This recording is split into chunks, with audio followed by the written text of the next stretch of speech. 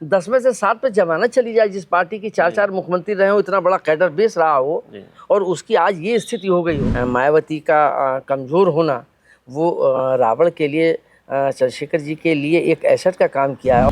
कहाँ उनकी पार्टी का टिकट लेने के लिए लोग लाइनों में लगे रहते थे, और कहाँ स्थिति आ गई कि उनकी पार्टी को बुला के टिकट ले लीजिए, वो टिकट लेना पसंद नहीं करते। मायावती जी के एरोगेंसी से या मायावती जी का जो दम्भ कह लें कि उससे कार्यकर्ताओं में निराशा हुई। कारण ये भी रहा कि मायावती ने अपना बेस छोड़ दिया। जब आपको मालूम है कि ये मैच्योर नहीं है, फिर उसको काहे को आपने अपना उत्तराधिकारी बना दिया, काहे को आपने जो है वो पार्टी की कमान उसके हाथ में सौंप दी, तो इसके मतलब आप मैच्योर नहीं हैं। निश्चित रूप से चंद्रशेखर कहीं ज़्यादा आगे हैं, उनके पास विज़न अलग है, इनके पास कोई विज़न नहीं है। ये अभी बाहर से पढ़ के आए हैं, अभी ये राजनीति की ABCD नहीं मालूम है। तो बहुजन समाज पर मायावती जी के आने के बाद ये चला गया कि ये भारतीय जनता पार्टी के B टीम के रूप में काम कर रही हैं। वो मुझे लगता है कि सामंतवादी व्यवस्था की यह सोच का ही है कि हम कुर्सी पर बैठेंगे, बाकी ज़मीन पर बैठेंगे।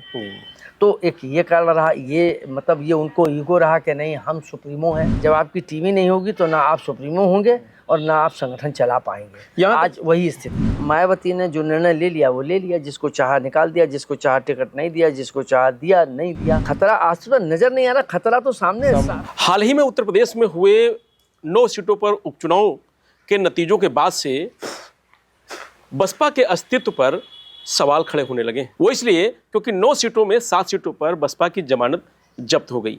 ये वो बसपा है जिसने मायावती को 4 बार मुख्यमंत्री बनाया, लेकिन अब एक एक वोट के लिए तरसना पड़ रहा है।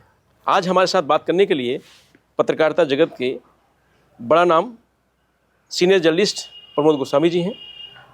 सर, जैसे उपचुनाव का रिजल्ट आया उसके बाद से ज़्यादा अब ये सवाल खड़े होने लगे हैं कि क्या BSP खत्म हो गई है? देखिए, किसी भी राजनीतिक दल के या किसी भी संगठन के उरूज और पतन का एक कारण नहीं होता या 2 कारण नहीं होते, और उसके अनेक कारण होते हैं।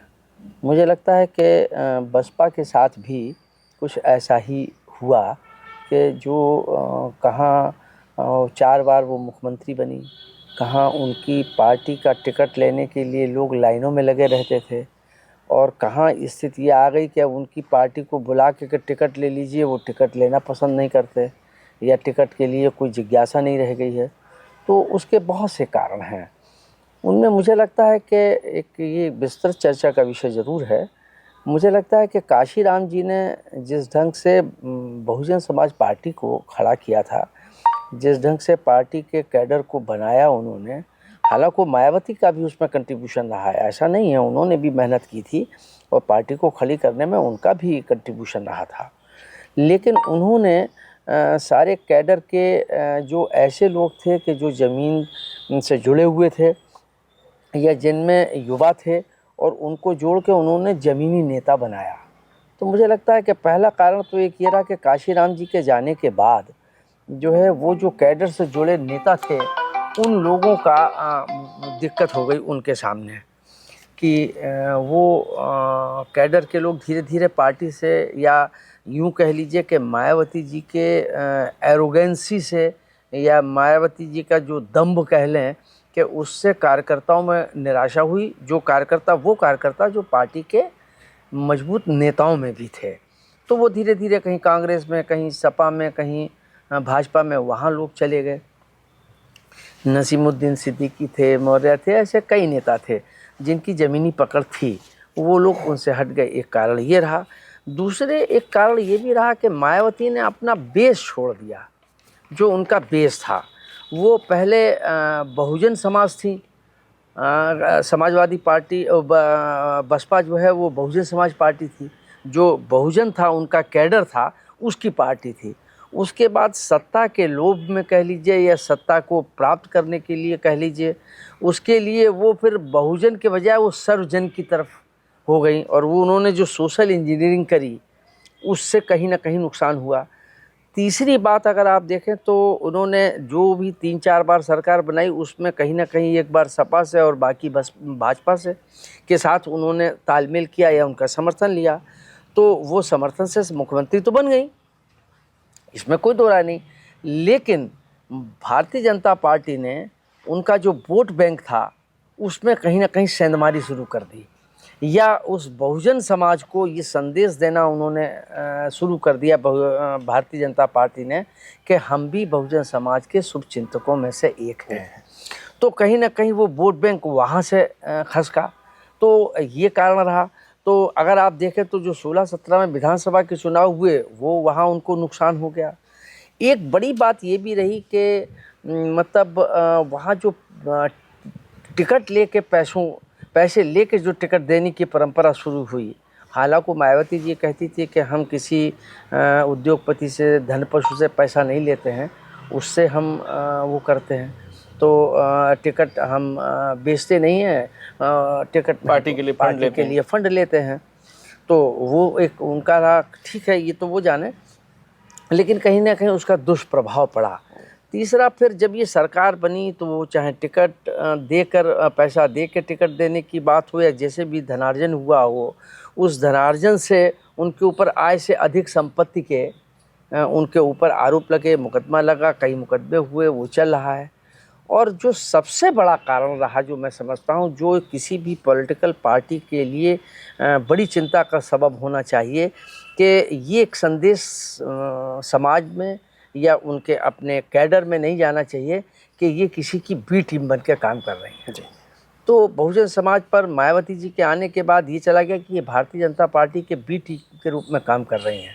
आप देखिए कि लोकसभा चुनाव में उन्होंने किसी से गठबंधन नहीं किया, सीट उनको एक भी नहीं मिली, और नुकसान भारतीय, अब चूंकि उसका बाहर राज्य क्या सही है क्या गलत, ये तो नहीं कह सकते, लेकिन बाहर तो यही परसेप्शन है कि शायद उसको पैसे को जो आय से अधिक संपत्ति का मामला, उससे बचने के लिए उन्होंने भाजपा की वो जो दिशा निर्देश देते हैं उसके अनुरूप चलती है। अब क्या सच है क्या है, ये तो 19 में गठबंधन किया तो कुछ सीटें आई भी थी, लेकिन उसमें भी आरोप उन्होंने लगाया कि भाई समाजवादी पार्टी की तरफ से नहीं, अगर आप देखें तो उसमें ये एक बड़ा गठबंधन था, अच्छा गठबंधन था, लेकिन वो समाजवादी पार्टी का यादव वोट बैंक तो गया, उसमें 10 सीटें आ गई उनकी, और जो अखिलेश यादव थे उनके पास 5 सीटें रह गई। दलित वोट बैंक शिफ्ट नहीं हुआ समाजवादी पार्टी में, समाजवादी पार्टी का वोट बसपा में शिफ्ट हो गया, इसलिए 10 आ गई। और उसके बाद भी, मतलब ये हो जाने के बाद भी मायावती ने नाता तोड़ दिया। तो उसका कहीं ना कहीं जो एक थोड़ा सा कैडर बना था या थोड़ी सी राजनीतिक जो गिरावट आई थी वो सुधरी थी, वो भी ख़त्म हो गई। और उसके बाद जो हुए वो हमारे सामने। और इस बार तो बाई इलेक्शन में आप बताइए, हालांकि वो बसपा बाई इलेक्शन चुनाव नहीं लड़ती सामान्यतः, अब बात को छोड़ के इस बार उन्होंने सारे बाई इलेक्शन लड़े, साथ में जमानत चली गई। जी, मतलब 1200-1000 वोट अगर मिल रहा है, एक भी जीता नहीं और जमानत साथ में चली गई। तो इससे एक बात तो बिल्कुल साफ है कि बहुजन समाजवादी पार्टी का जो कैडर था या जो दलित वोट बैंक है, वो पूरी तरीके से अब इनसे खिसक गया है, और अब वो इनकी बातों में नहीं आना चाहता है। क्योंकि उसको देखिए, एक कारण ये भी रहा, अगर समझा जाए, कि दलितों के हितैषी होने की बात करी, आप 4 बार मुख्यमंत्री रही, आप बताइए दलितों की बेरोजगारी का क्या हाल है, दलितों को जो गरीबी थी वो रेखा से कितने ऊपर उठे, उसके आंकड़े देख लीजिए। तो वो कहीं कुछ नहीं हुआ। हाँ, अलबत्ता ये ज़रूर हुआ कि दलितों के वोट से, दलितों के नाम पर इनकी अकूत संपत्तियां हो गई, अकूत पैसा हो गया, आय से अधिक संपत्ति के आरोप लग गए। तो ये राजनीति में ये चीज़ें कुछ दिन तो सरवाइव कर जाते हैं, लेकिन लॉन्ग टर्म की पॉलिटिक्स नहीं हो सकती अगर इस ढंग के आरोप लगते हैं या इस ढंग का परसेप्शन। लग रहा है कि मायावती को अब पार्टी बचाने के लिए कुछ विकल्प नजर आ रहा है, कि जैसे 4 ही ना लगातार कि भाई पुराने जो नेता हैं, जो काशीराम के समय के नेता थे, वो वापस आ जाएं बीएसपी में। लेकिन इधर आपने देखा 12 से लगातार बीएसपी के नेता तो गए हैं बाहर, लेकिन कोई बड़ा जनाधार वाला नेता बीएसपी में वापस नहीं गया है। नहीं, देखिए, वो नहीं गए इसलिए कि वो ईगो सिस्टम वहाँ जिस ढंग से मायावती कि वो कुर्सी पर बैठे हैं, बाकी जितने भी नेता हैं, कार्यकर्ता हैं, मंत्री हैं, संतरी हैं, वो ज़मीन पर बैठे हैं। तो ये जो सामंतशाही जिसका वो पुरजोर विरोध करती रही हैं, वो सामंतशाही व्यवस्था अगर जिसका आप विरोध करते हैं उसी को लागू करेंगे तो वो कैसे चल पाएगा। तो वो मुझे लगता है कि सामंतवादी व्यवस्था की ये सोच का ही है कि हम कुर्सी पर बैठेंगे, बाकी ज़मीन पर बैठेंगे। तो एक ये कारण रहा, ये मतलब ये उनको ईगो रहा कि नहीं हम सुप्रीमो हैं। बाकी सब वो नहीं, लेकिन उनको ये ध्यान रखना चाहिए कि सुप्रीमो आप तभी हैं कि जब आपकी टीम है। जब आपकी टीम ही नहीं होगी तो ना आप सुप्रीमो होंगे और ना आप संगठन चला पाएंगे। आज वही स्थिति है। यहाँ तक कि अपने जो विश्वसनीय जैसे थे बाबू सिंह कुशवाहा, स्वामी प्रसाद मौर्य, नसीमुद्दीन सिद्दीकी, नकुल दुबे, तमाम सारे ऐसे नेता थे, उनको भी उन्होंने बख्शा नहीं मायावती ने। वही बात कि उन्होंने उनकी बात को, उनकी सलाह को, उनके परामर्श को नज़रअंदाज किया और ये समझा कि जो मैं कह रही हूँ वो सही है। ये एक जो ईगो कह लीजिए या ये दम्भ कह लीजिए कि हम जो कहें वही सही है। और किसी भी संगठन, किसी भी परिवार और किसी भी पार्टी के लिए विमर्श से चीज़ें अच्छी बनती हैं, खाली हमारी अकेले सोच से नहीं होती है। मायावती ने जो निर्णय ले लिया वो ले लिया, जिसको चाहा निकाल दिया, जिसको चाहा टिकट नहीं दिया, जिसको चाहा दिया नहीं दिया, जिसको चाहा संगठन में संगठन मंत्री बनाया, एक छत्र राज की जो, हाँ, तो वो ज़्यादा दिन नहीं चल पाया। और काशीराम जी थे, वो तो उनको बनाए रखे। काशीराम जी ने तो उन सारे लोगों को एक जो ऐसे लोग थे उनको वेटेज भी दिया, उनको महत्व भी दिया। और उस समय एक काशीराम जी के समय में ईगो की प्रॉब्लम नहीं थी, उनका कैडर खड़ा करना था, उन्होंने कैडर खड़ा कर दिया। लेकिन वो नहीं रहे, मायावती जी उस कैडर को संभाल नहीं पाई, और वो उस ईगो में आ गई कि ये संगठन जो है जैसे चाहेंगे, हम चाहेंगे तभी आप विधायक बनेंगे या सांसद बनेंगे या मंत्री बनेंगे। तो ये जो फीलिंग आ गई, तो जब आपके पास विधायक ही नहीं होंगे, सांसद ही नहीं होंगे, तो आपके मंत्री कहाँ से बनेंगे? ये कारण है जो बसपा को ले डूबी। सर, अब बीएसपी को सर्वाइव अगर करना है तो क्या एकमात्र विकल्प उसके पास है? देखिए, मैंने जैसे कि पहले कहा कि कैडर से संवादहीनता हो गई। पहले वो कैडर के साथ बैठती थी, मीटिंग करती थी, इधर कैडर के साथ मीटिंगें उनकी बंद हो गई। काशीराम जी ने एक बूथ 10 यूथ, तो वो सब वो ख़त्म हो गया। मतलब ना ये बूथ पर उनके वो रहे, नाम तो नहीं होता, कोई नाम ही नहीं रह गया। तो वो जो उनका था वो उन्होंने छोड़ दिया। ठीक है, बहुजन, ये बात भी उतनी ही सच है कि कोई भी राजनीतिक दल, चाहे वो बहुजन समाज पार्टी हो और चाहे समाजवादी पार्टी हो, ये दो लोगों को अगर ले लीजिए कि जो जातिगत आधार पर वो यादवों के और मुस्लिमों के भरोसे पर और ये अपने दलितों के भरोसे पे आई, सत्ता में इन बूते पर नहीं पहुंचा जा सकता। उसके लिए समाज के सभी वर्गों को जोड़ना होगा।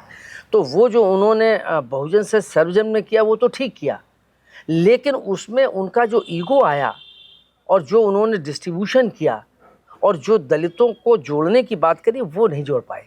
तो दलितों को लगा कि यार भाई ये तो पैसा पूरा कमा लिया इन्होंने, लेकिन हम तो गरीब के गरीब रह गए, हम बेरोजगार के बेरोजगार रह गए, हमारा समाज में कोई जैसे स्थान पहले था वैसा अब है, तो हम इनके साथ क्यों लगे? तो उस वजह से हटे। मुझे लगता है कि बहुजन समाज पार्टी को एक बार नए सिरे से फिर अपने कैडर को तैयार करना होगा। जब तक कैडर है, अब मुलायम सिंह जी ने पार्टी खड़ी करी, उनका बेस यादव वोट बैंक था, यादव वोट बैंक को उन्होंने सहेजे रखा, वहाँ कोई कंप्रोमाइज़ नहीं किया, साथ में मुस्लिमों को जोड़े रखा, उनके साथ भी उन्होंने मतलब यथा योग्य जो उनका हिस्सेदारी थी या जो उनकी ज़रूरत थी वो उनका उन्होंने ख्याल रखा, तो वो वोट बैंक उनके साथ जुड़ा रहा। यहाँ इन्होंने जो किया तो उसके बाद वो टिकट पे जो पैसे लिए, वो चाहे बहुजन हो चाहे वो सर्वजन हो, सबसे ये मतलब सबको एक बराबर एक एक डंडे से सबको हाँका। तो फिर उसमें लगा कि जब हम सब बराबर हैं तो हम इनके साथ ही जुड़ के, पर हम और उस समाज का उत्थान हुआ जिसके लिए वो राजनीति कर रहे थे। तो ये भी एक बहुत बड़ा कारण है। क्या लगता है सर, 27 में इनको अगर गठबंधन करती तो बेहतर हो सकता है किसी बड़े दल से? देखिए, अब सवाल गठबंधन तो तभी होता है कि जब आपका अपना कैडर हो। जब आपका कैडर ही नहीं तो गठबंधन करेगा कौन? आप मुझे ये बताइए। अब कांग्रेस को देख लीजिए, कांग्रेस ने यहाँ विधानसभा के बाई इलेक्शंस में उन्होंने कहा कि हमको 5 सीटें चाहिए। समाजवादी पार्टी ने कहा कि भाई आप हम 5 तो दे दे, नहीं हम आपको 7 दे दें, लेकिन आपका बेस कहाँ है? जीतेंगे कैसे? और जीतेंगे कैसे? तो वो इस पर भी तो आप विचार करिए ना। कांग्रेस को भी बात समझ में आई कि बात तो सही है, लेकिन उसको उन्होंने समझौता किया, संगठन में बने हुए हैं, लेकिन ये चाहती है कि हम मतलब अगर मान लीजिए 27 में चुनाव होता है तो जो 403 है उसमें चाहती है कि 250 हमको मिल जाए, और 10 में से 7 की जमानत चली गई तो कौन देगा उनको? तो पहले तो उनको अपना एक कैडर मजबूत करना पड़ेगा। दूसरे, जो समाज की लड़ाई है, चाहे वो बहुजन समाज हो चाहे सर्वजन समाज हो, उसके लिए सड़क पर आना पड़ेगा ये सड़क पर आप बता दीजिए, महंगाई के मुद्दे पर, गरीबी के मुद्दे पर, बेरोजगारी के मुद्दे पर, छात्र आंदोलन के मुद्दे पर, लाठीचार्ज के मुद्दे पर इनकी पार्टी कब सड़क पर उतरी? ट्विटर पे सिर्फ तो ट्विटर पर बने, ट्विटर पर तो हम आप भी बने रह सकते हैं, तो हम आप पार्टी तो नहीं खड़ी कर सकते। तो उसके लिए सड़क पर उतारना होगा, अपने कैडर को जोड़ना होगा। जो ऐसे नेता गए हैं उनसे फिर आपको ईगो छोड़ के उनसे बात करना होगा कि आप आइए, आपका स्वागत है, जो गलतियां हुई उनको सुधारा जाएगा। लेकिन ये अगर आप चाहें कि वो अपने टर्म्स कंडीशन पे आए तो अब आपके पास लट्टू पत्रा कुछ है ही नहीं, बहुत सारी चीज़ों को पीछे छोड़ना पड़ेगा। तो पार्टी को खड़ा करना, लेकिन जो हालात हैं उससे मुझे नज़र नहीं आता। अब उन्होंने, और उसका ही परिणाम ये नहीं है, आप देखिए चंद्रशेखर रावण खड़े हो गए, वो दलितों में उन्होंने अपनी पैठ बना ली है। और अगर अच्छा चुनाव लड़ा, और चुनाव उन्होंने बहुत बढ़िया लड़ा। और महाराष्ट्र में भी जाके वहाँ उनको दलितों को उन्होंने जोड़ने का काम किया चुनाव में। अगर आप देखें उस इलेक्शन में, झारखंड में भी गए तो वो मेहनत करनी पड़ेगी। खाली आप घर बैठ के खाली एक दिशा निर्देश दे के संगठन को खड़ा नहीं कर सकते और ना ही संगठन खड़ा हो पाएगा। तो ऐसे में अस्तित्व पे खतरा नजर आ रहा है बीएसपी सभी को? नहीं, खतरा अस्तित्व नजर नहीं आ रहा, खतरा तो सामने 7 में से 10 में से 7 पे जमानत चली जाए। जिस पार्टी की 4 मुख्यमंत्री रहे हो, इतना बड़ा कैडर बेस रहा हो और उसकी आज ये स्थिति हो गई हो, और दूसरे उनको अब इस भय से बाहर आना पड़ेगा कि बी टीम के रूप में जो डर है उनका, आय से अधिक संपत्ति के खुल के खेलना पड़ेगा बाहर। उसके बाद उनको वो रिस्क लेना पड़ेगा, वो चाहे उसके बाद वो उनको ईडी अरेस्ट करे या सीबीआई अरेस्ट करे, लेकिन उसके लिए फिर जिदारी से आपको कूदना पड़ेगा, समाज आपके साथ खड़ा हो जाएगा।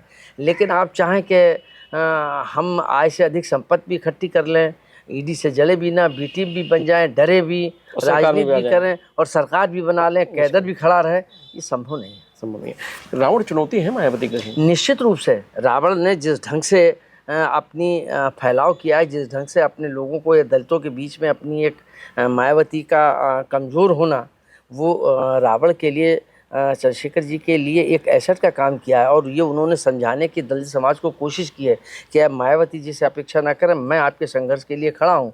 जब भी कोई चीज़ होती है तो वो वहाँ पहुँच जाते हैं, तो दलित समाज तो तभी जुड़ेगा। ये दलित या कोई भी समाज हो, जब उसके प्रॉब्लम्स में, उसकी समस्याओं में, उसके दुख में आप खड़े होंगे तभी वो भी आपके साथ खड़ा होगा। खाली आप ट्विटर से कि ये इसको मर गया 5 लाख दे दीजिए, इसमें जो है कड़ी कार्रवाई कीजिए, इसमें गिरफ्तारी कीजिए, इससे संगठन चलने वाला नहीं, कैडर जोड़ने वाला नहीं। आकाश आनंद, देखिए आकाश आनंद, फिर यहाँ भी आप देख लीजिए, जो इनके पार्टी के लोग जो छोड़ के गए हैं वही फार्मूला इन्होंने आकाश आनंद के साथ दोहराया। मतलब सीतापुर में जब उन्होंने एक भारतीय जनता पार्टी के उसको लेके एक बयान दिया, उन्होंने पार्टी के उससे उनको बाहर कर दिया। क्या मैच्योर नहीं है? कि मैच्योर नहीं है। हाँ। तो मैच्योर नहीं तो बनाया क्यों था? इसके मतलब आप खुद मैच्योर नहीं है। जब आपको मालूम है कि ये मैच्योर नहीं है, फिर उसको काहे को आपने अपना उत्तराधिकारी बना दिया, काहे को आपने जो है वो पार्टी की कमान उसके हाथ में सौंप दी, तो इसके मतलब आप मैच्योर नहीं हैं। और अगर उसको आपने दे दिया था तो फिर उससे अगर कोई बयान दे दिया था तो उसके बयान के मतलब है आपने संदेश तो ये था, तो दलितों में उसका भी बड़ा बुरा संदेश गया कि ये बोलने वाला व्यक्ति, इसने बोला एक युवा है, निकल के आया है और ये बीजेपी के खिलाफ बोला, लेकिन उसको मायावती ने रोक दिया। उसको मायावती ने रोक नहीं दिया, उसको निकाल दिया। जी। तो वो एक संदेश दलितों में गया। तो इससे राजनीति तो नहीं हो सकती इसके और लिए। सर मैं जब गया उस समय चुनाव में, तो लोगों से जब मैंने बात किया तो लोग ये कह रहे थे कि चंद्रशेखर जो आज़ाद हैं वो लगातार दलितों के लिए बात कर रहे हैं, लेकिन जो आकाश है वो चंद्रशेखर पे ही बात कर रहे हैं। नहीं, देखिए वो तो एक राजनीति है, वो चूँकि उनके प्रतिद्वंदी हैं इसलिए वो उनको बताने की, अपने कैडर को या दलित समाज को बताने की कोशिश कर रहे हैं कि हम आपके समस्याओं का समाधान हमारे पास हो सकता है, वहाँ नहीं हो सकता, उनके पास क्या है। ये बात भी तो सर अगर दोनों की बात करें, चंद्रशेखर की और आकाश की, तो कौन इसमें आपको दिख रहा भारी है? निश्चित रूप से चंद्रशेखर कहीं ज़्यादा आगे हैं, उनके पास विज़न अलग है, इनके पास कोई विज़न नहीं है। ये अभी बाहर से पढ़ के आए हैं, अभी ये राजनीति की ABCD नहीं मालूम है, और वो पिछले 10 वर्षों से मतलब सड़क पर उतर रहा है, लाठी भी खाए हैं, डंडे भी खाए हैं, सड़क पे आंदोलन भी किया है, आलोचना भी सही है, उसके बाद वो आया है और जीता है। और अब तक एक उसने कैडर बेस, और वहाँ से जीता है जहाँ मायावती का जो गढ़ था बिजनौर, जिसको मायावती का गढ़ माना जाता है, वहाँ से उसने अपनी जीत दर्ज की और बसपा प्रत्याशी हारा है। तो ये चंद्रशेखर और आनंद में अभी बहुत फ़र्क है। चंद्रशेखर को अभी बहुत कुछ सीखना होगा, राजनीति की ABCD सीखना होगा। और वो लाठी डंडे खा के आंदोलन करके वो आया है, वो तपा आया है, इसलिए चंद्रशेखर की तुलना आनंद से मुझे लगता है कि नहीं की जा सकती। और काशीराम के पैटर्न पे लौटना पड़ेगा मायावती उसके को, अगर लौटना फिर से लौटना है। कैडर बेस्ड पार्टी बनना होगा और कैडर के साथ काम करना होगा। कैडर की अनदेखी करके आप जो है वो और ना ही अब विश्वसनीयता का संकट पैदा हो गया कि अब आप दोबारा जुड़ेगा और उसको 10 बार सोचेगा दलित कि भैया ये फिर वही हो जाएगा हालत। तो उसके लिए आपको ये एक संदेश और ये स्पष्ट और कड़ा संदेश देना होगा कि नहीं, हम आपके साथ खड़े हैं, आप हमारे साथ जुड़िए। उनके संघर्षों में, उनकी प्रॉब्लम्स में आपको सड़क पर उतरना होगा। तो ये थे प्रमोद गोस्वामी सर, जो बता रहे थे कि बीएसपी के आज जो खत्म होने की बात कही जा रही है उसके पीछे कई सारे कारण हैं। एक तो चंद्रशेखर आज़ाद एक बड़ी चुनौती बने हुए हैं और मायावती को अगर फिर से पार्टी खड़ी करनी है तो काशीराम की राह पर चलना पड़ेगा। मैं रजनीश यादव, लोकमत हिंदी, लखनऊ।